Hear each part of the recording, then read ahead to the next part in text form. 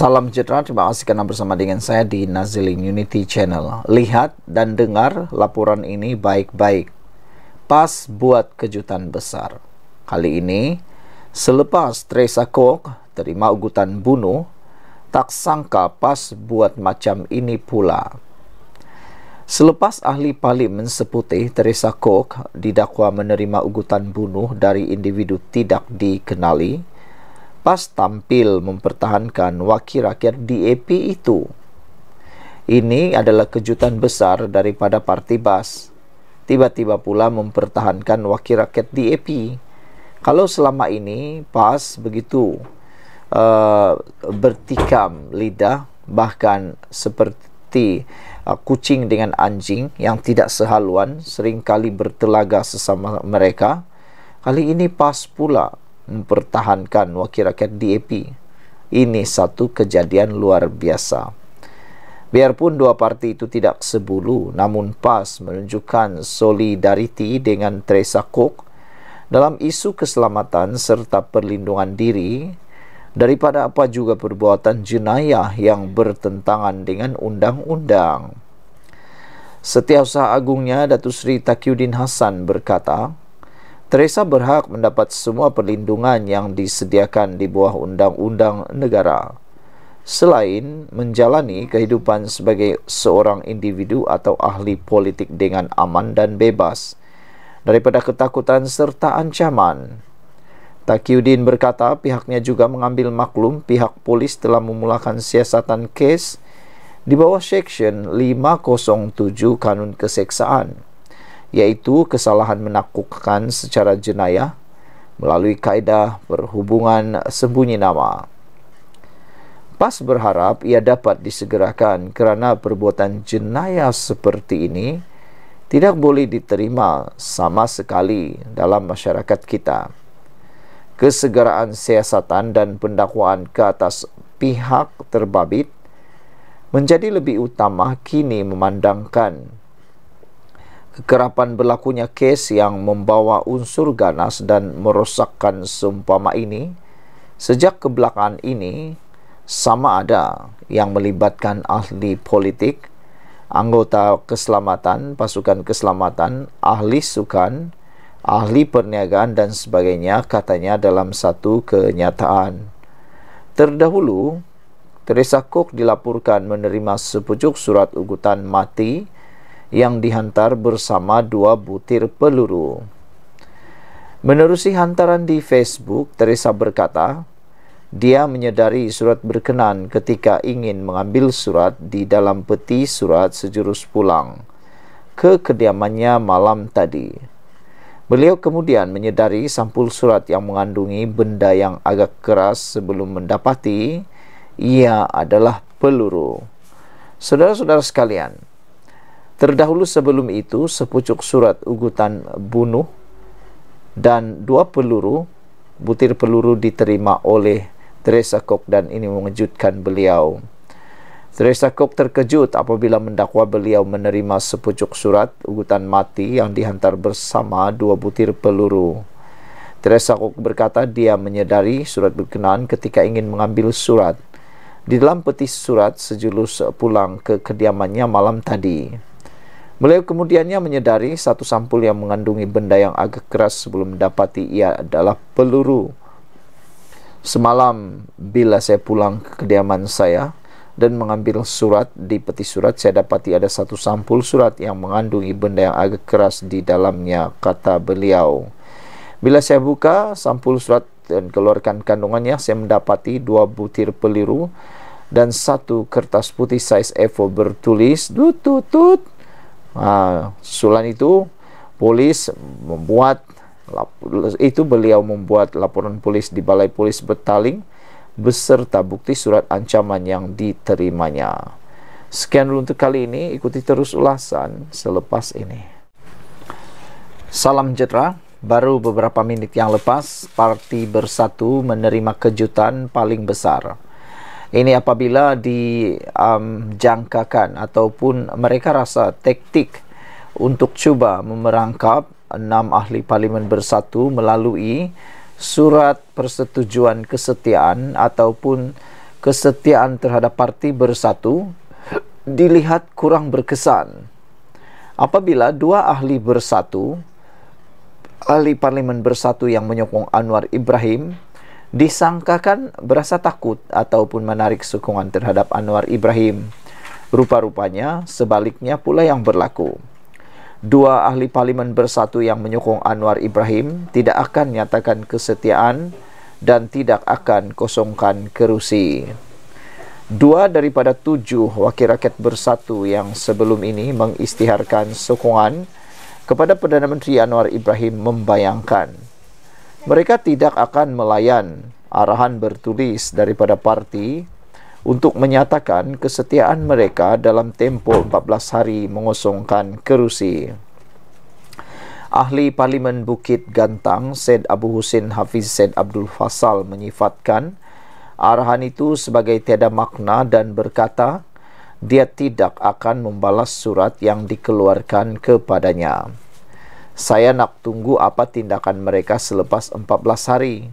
Dan jika berlaku pilihan raya kecil PRK pun saya akan turun bertanding, katanya.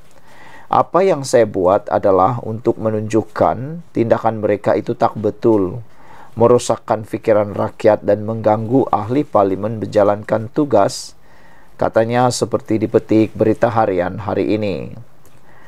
Syed Abu Husin juga berkata beliau telah merujuk surat itu dengan peguam dan bekas hakim dan dimaklumkan Bersatu membuat kesalahan kerana membuat gangguan dan menghasut rakyat.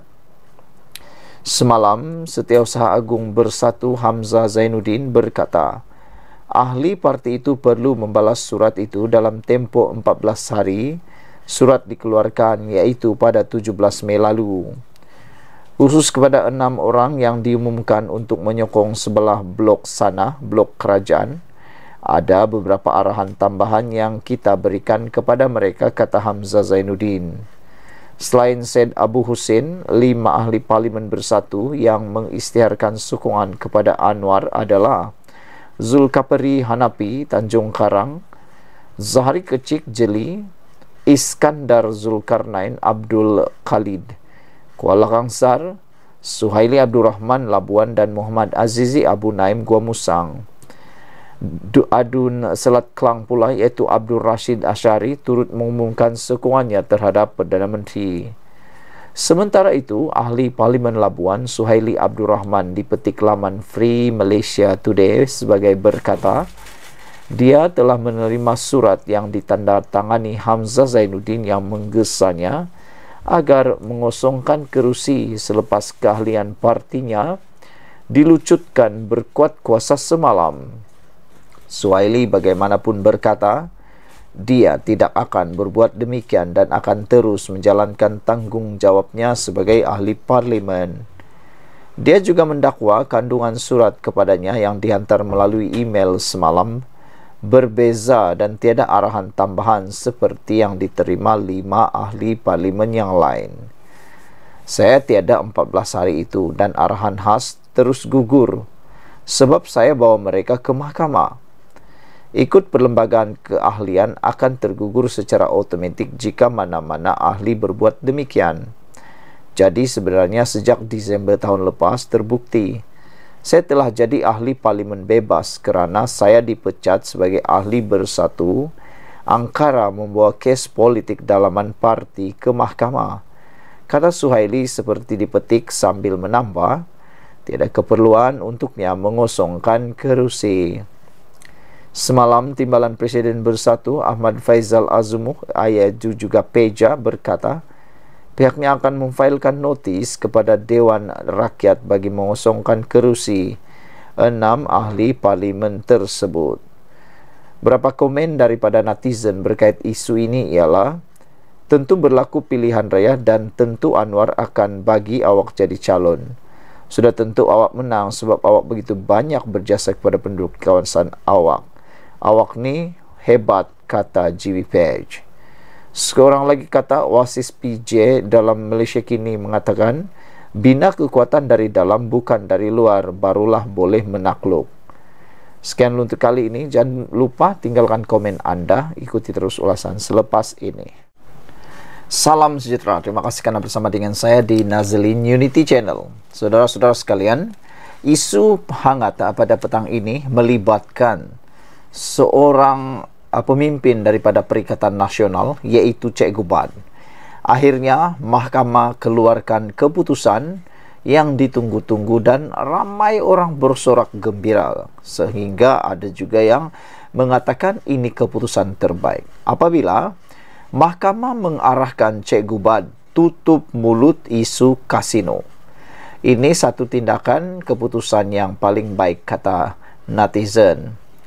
Mahkamah Tinggi Johor Bahru hari ini mengeluarkan perintah larangan bersuara terhadap ahli jawatan kuasa penerangan bersatu Badrul Hisham Syarin atau dikenali sebagai Cik Gubad. Perintah itu melarangnya daripada mengeluarkan sebarang kenyataan atau komen berhubung kes kasino di Forest City Iskandar Putri yang dihadapinya. Hakim Abu Bakar Qatar membuat keputusan itu selepas membenarkan permohonan pendakwaan untuk menyemak keputusan Mahkamah Session yang menolak permohonan perintah sama sebelum ini. Menurut Hakim, jika perintah larangan bersuara tidak diberikan, kedudukan yang di Pertuan Agong sebagai Ketua Negara tidak wajar untuk mencemar duli bagi menjawab isu-isu yang ditimbulkan dalam media sosial. Responden telah pun diberi jaminan bagi kes-kes di Mahkamah Session Kuala Lumpur dan Johor Bahru. Dalam keadaan ini, responden bebas untuk menggunakan media sosial untuk membuat hantaran atau komen-komen berkaitan kes ini. Disinilah Hakim Mahkamah Session gagal menimbangkan risiko nyata dan besar untuk responden mengulangi hantaran hasutan yang sama terhadap yang di Pertuan Agong. Sekiranya perintah larangan bersuara tidak diberikan, katanya ketika membacakan keputusannya hari ini. Menurut Hakim Abu Bakar, Mahkamah berpendapat perkara 10 perlembagaan persekutuan yang memberikan kebebasan kepada responden untuk bersuara bukannya hak yang mutlak. Sebaliknya, dia berkata, hak bersuara itu tertakluk kepada sekatan undang-undang. Responden tidak perlu menggunakan media sosial untuk mempertahankan haknya atas pertuduhan yang dihadapinya. Responden akan mendapat perbicaraan yang adil sebagaimana yang dijamin dalam perkara 5 dalam kurungan 1 Perlembagaan Persekutuan. Responden turut diwakili oleh seorang peguam yang berpengalaman dan kompeten, katanya ketika membacakan keputusannya hari ini. Hakim Abu Bakar berkata, berdasarkan alasan berkenan, dia menggunakan kuasa semakan yang ada mengenepikan perintah penolakan larangan bersuara oleh Mahkamah Session sebelum ini.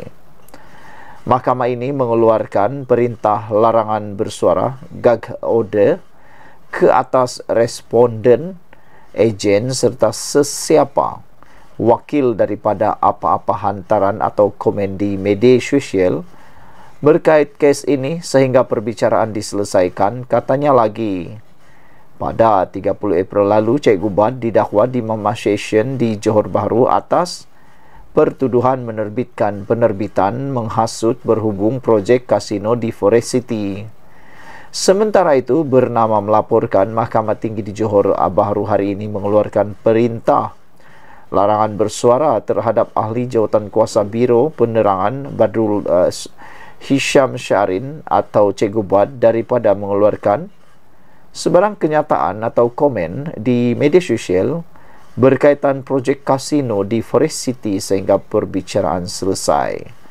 Hakim Datuk Abu Bakar Qatar dalam penghakimannya berkata, Mahkamah berpendapat perkara 10 perlembagaan persekutuan yang memberikan kebebasan mutlak kepada responden, yaitu Badrul Hisham untuk bersuara, bukannya hak yang mutlak.